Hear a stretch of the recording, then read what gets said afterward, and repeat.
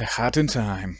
Another shitty indie game that only aspires to be like a much better, much older game. And failed doing it. The fact that the level they first showed reminds me of Delfino Isle doesn't help at all. Now these were my initial thoughts when I first saw it 4 years ago during its Kickstarter campaign. Of course, naturally, I promptly dismissed it and completely forgot about it. Until it released a few days ago, and it caught my eye again. I'll be honest here. I don't very much like indie games. Most of the time they are inferior quality games, grabbing at the coattails of the old-time greats, and are completely unoptimized pieces of shit. This is the mindset that I had when I got into this game. I obviously didn't care at all about its development, so it's fair to say that I went into it purely blind. I made a little leap of faith, so to speak. Well, I think I can safely say that holy shit was I wrong. From the very beginning you realize you're in for a real treat, as there are only 2 company logos which, surprise, surprise, can be skipped in less than a second. But most importantly, the first thing that hit me like a speeding truck was the incredible music. It immediately took me back to my younger days, spent playing 3D platform games on the N64. Now, if I had to describe the audio of this game in just one word, that word would be magical. The music is easily one of the best parts about A Hat in Time, and this is quite something, as the entire game itself is really something quite special. From just the title screen, first impressions are really strong, and the entire thing exudes charm and professionalism, strangely. I mean, just the sheer amount of graphical options on offer will surely make Total Biscuit weep tears of delight from his cock. You can customize practically everything to tailor the game to suit your own personal needs. The graphics themselves are really rather impressive, and it's pretty obvious that a lot of work has gone into the game since its inception. The game is full of beautiful visuals, from the incredible level design to the Hat Kid's idle animations. And at no point did I encounter something to suggest that corners were cut in the graphics department, as the graphics are great from start to finish. I should also emphasize that the game is incredibly well optimized. Not only has it beautifully realized worlds, full of little details and wonderful effects, it also isn't very demanding. I mean, it ran without a hitch, with graphics maxed out, even on my old PC. Top marks from me on the technical front. Well done. The game itself is very self-conscious, with the entire story and setting being very much like a cartoon. The game begins with a Hat Kid spaceship being stopped by the Mafia when it enters a foreign planet's space. Things take a turn for the worse, as the magical hourglasses that the girl's ship uses as fuel fall on the planet, along with the girl itself. So, it's up to you to take back the so-called timepieces and fix everything that went wrong. Now, these timepieces are the equivalents of the power stars in the 3D Mario games and your main objective in the game. The story makes some rather neat twists and turns as you go further into it, but it's always unrelentingly cute, without being overbearing. Special mention must go to the voice acting for the game, which is surprisingly good. In fact, it's better than good. It does its job admirably and complements the entire game perfectly. In the beginning, I was really repulsed by the idea of Mafia goons as enemies, but their voices and quirks made them really endearing. This high standard of quality regarding the charm and characterization remains consistent from the very first to the very last moments of the game. And the best part? You can skip this entire introduction and just get into the game. From the very second you begin to play, you'll realize how well made Hat in Time really is. The controls are tuned to perfection. The feel of the Hat Kid under your control is tight, her animations fluid, and the way she reacts to the world around her feel completely natural. You'll soon be wall jumping, attacking enemies and avoiding obstacles without a hitch.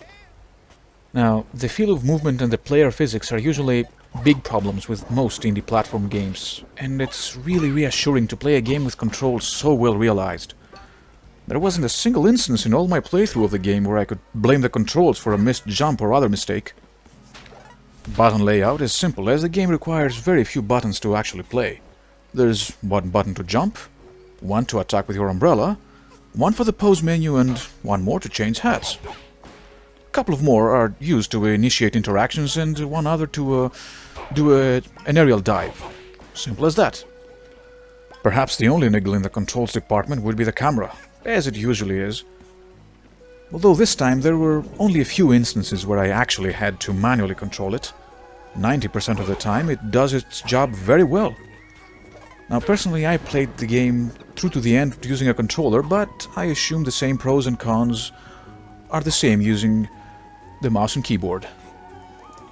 Now, as usual, the first few minutes of the game are more or less a tutorial of sorts, but this time it's anything but intrusive. You're left to your own devices to make your way to the first timepiece and are given enough space and challenges to test your abilities by yourself. You'll run around collecting gems tucked inside Pokeballs, jumping from here to there, and avoiding or even fighting, if you'd like, the various goons in the levels.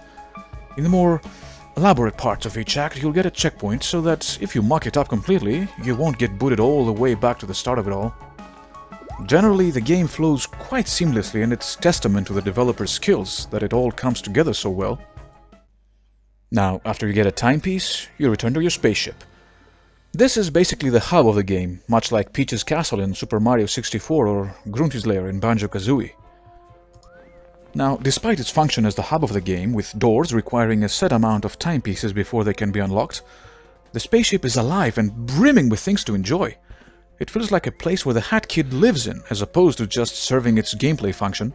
There's a TV the Hat Kid can watch, there's a computer with an entire, and entirely humorous, text adventure game in it, and all sorts of things you can interact with.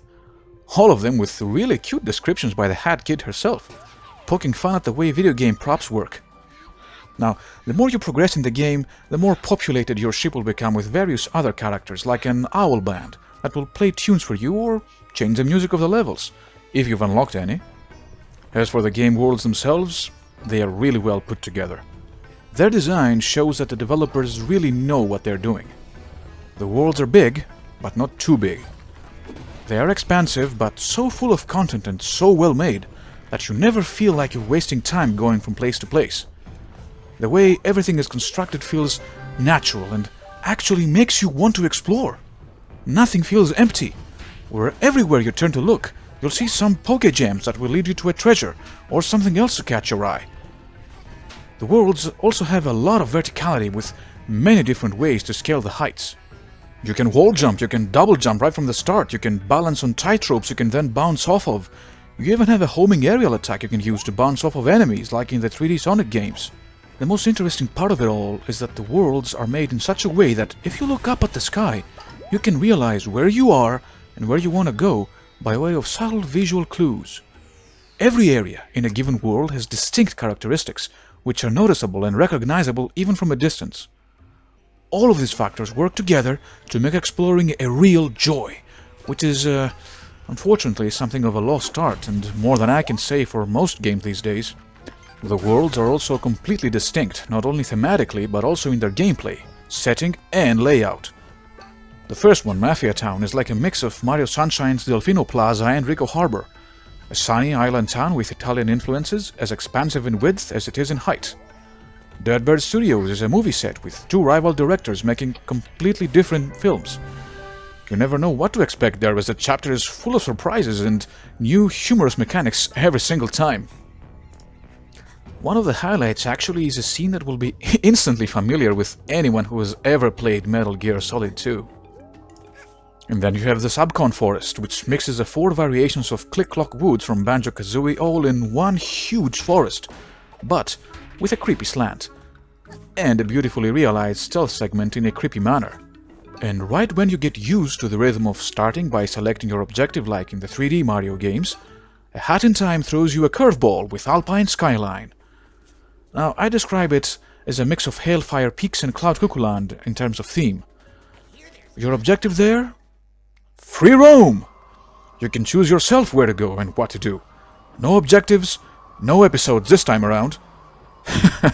The developers not only threw everything inside this game, but, astonishingly, made it actually work. It's like As if the developers not only threw everything and the kitchen sink inside this game, but, astonishingly, made it all actually work. Also of note is the fact that all worlds change up between each act, so it helps if you've played around and familiarized yourself with each world's layout. Now, at certain points, you'll have to inevitably face a boss. In as few words as possible, these boss battles are exactly what a boss fight should be. These boss battles are fast, and you're in constant danger that keeps you on your toes. The attack and vulnerability phases of each boss are short, as opposed to something like, say, Donkey Kong Country Returns for the Wii, where you had to wait about a minute or so of the boss constantly attacking you and doing its routine before you could even do something to retaliate.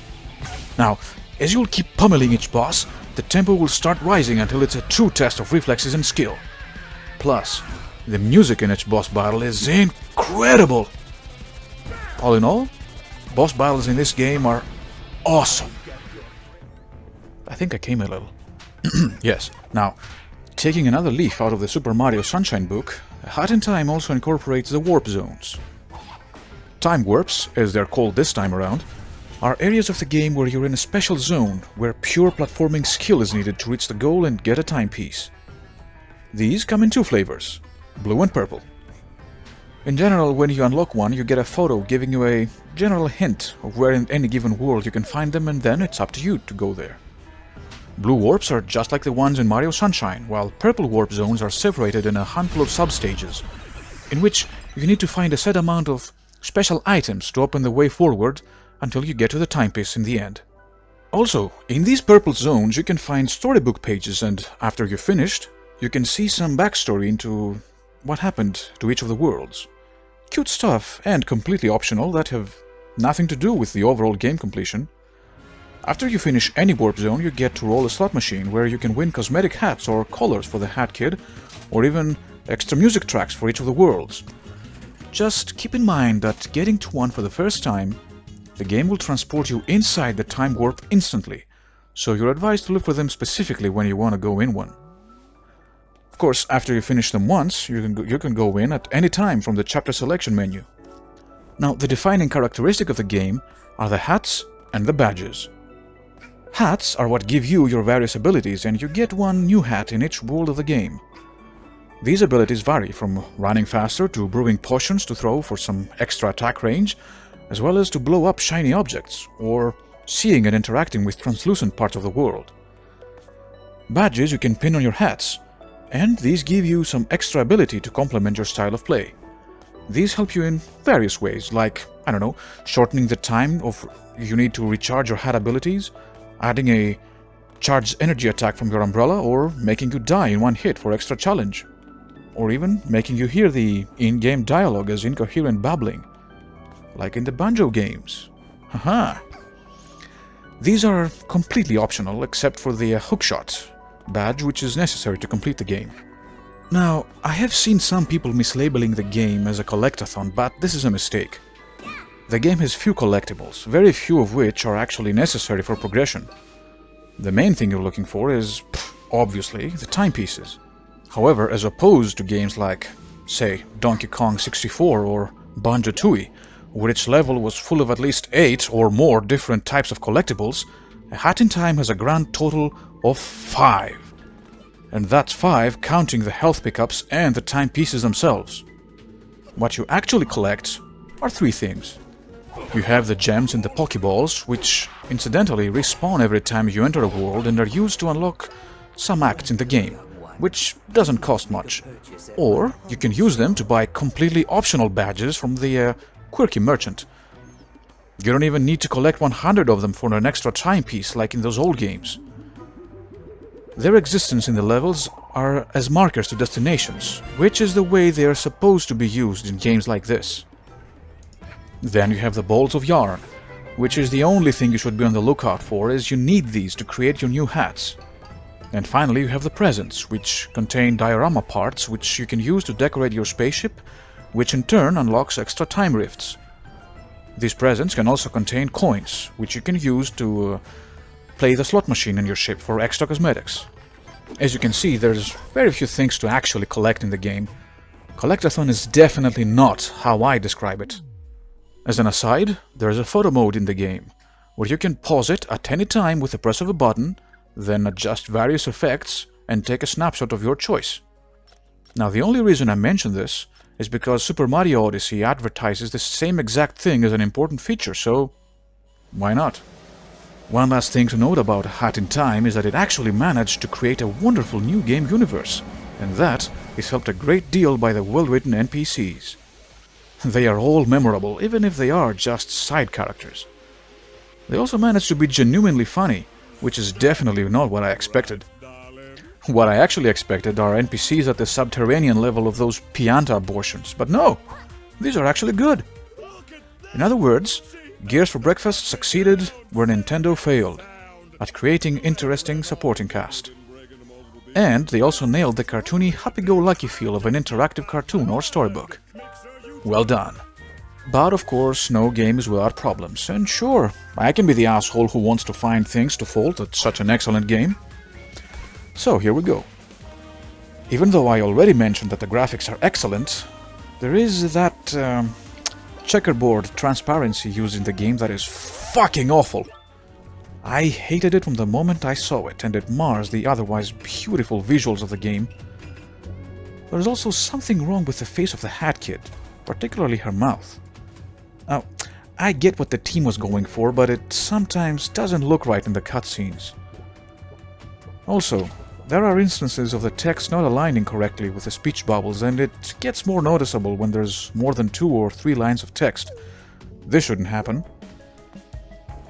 By the way, that 2-second animation when you get a ball of yarn? Yeah, that should be eliminated. It breaks the flow, and it makes no sense to keep seeing it after the first time. Also, there's the aforementioned rare camera issue. Finally, at 40 timepieces total, the game isn't as huge as the games of yore. But that's it. That's all I have. And these are just nitpicks. Hat in Time is so good that it goes beyond what an indie game of its budget had any right to be. It's so professionally put together that it looks, feels and plays like a big budget game. It even manages to cater to all people, both those that want to have a good time playing it and speedrunners. And at the same time, this game is the absolute antithesis of AAA gaming in every conceivable way. There is no modern gaming fat like padding with endless fetch and grind quests. No empty stretches of game you need to traverse to get to the interesting part. Every part is the interesting part. There's always something around the corner. There are no kind of hamster wheels either, like, XP bars for every little thing and endless, useless little baubles you need to collect all around the world. The cosmetics are optional, and there are a few ways to get them in the game. No microtransaction here. Everything about this game is densely packed and perfectly positioned. This is exactly what every indie game should strive to be at the bare minimum. Not to mention the promised 2 extra worlds as free DLC. In closing, to say that A Hat in Time has been a pleasant surprise would be like me saying that I make girls moist. A complete understatement. This is one of the only 2 games released in the last 2 years that actually made me want to play it when I wasn't. The other, of course, is Breath of the Wild. And from a jaded asshole like me, that's high praise indeed. Now, I know that next to no one will ever watch this video, but if you do yourself a favor and buy this game. Especially if you're into 3D platform games like they used to make them back in the good old days. I think the asking price is entirely justified. I'd even go as far as to suggest they make a physical release for full price. I know I'd buy it without a second thought. All in all, congratulations, Gear for Breakfast. You made a glorious game. As always, guys, thanks for watching. If you enjoyed this video, please like and subscribe. Also share with your friends. Share the love. And I hope to see you next time. Till then, take care.